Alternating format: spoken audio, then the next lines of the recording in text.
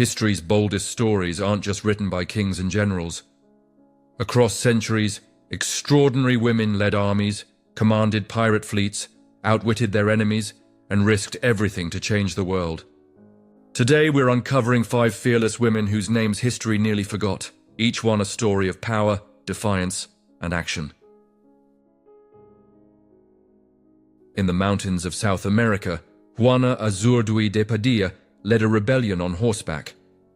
Born in what's now Bolivia, she traded a life of privilege for revolution, joining the fight for independence from Spanish colonial rule alongside her husband.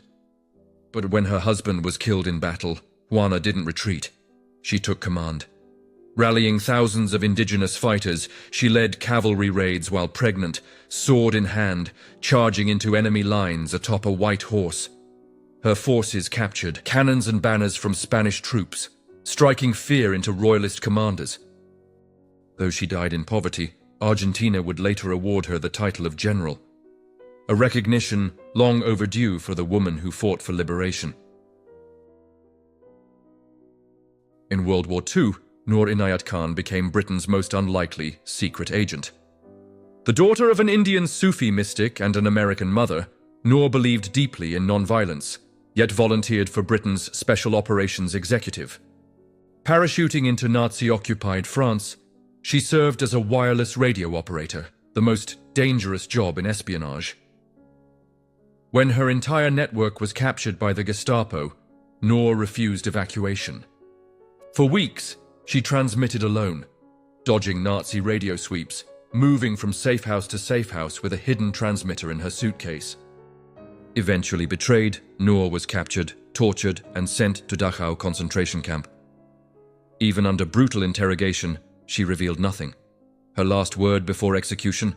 Simply, liberté. In the 16th century Mediterranean, a queen ruled the seas, and her enemies feared the sight of her flag.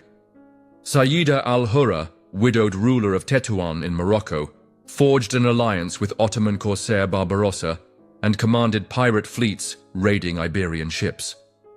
Her name, al-Hurra, meant noble lady who is free and independent.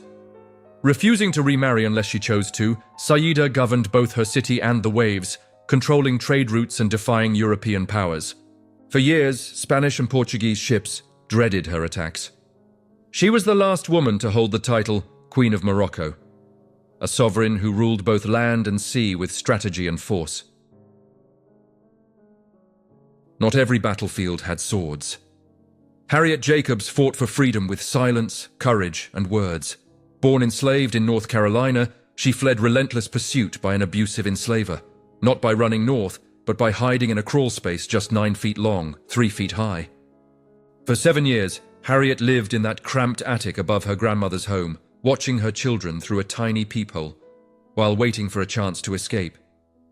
Eventually, she fled to the north, gaining freedom and reuniting with her children. Her memoir, Incidents in the Life of a Slave Girl, was one of the first published slave narratives from a woman's perspective, exposing the sexual exploitation of enslaved women and fueling the abolitionist cause. And finally, a soldier, spy, and storyteller whose life blurred the line between fact and legend.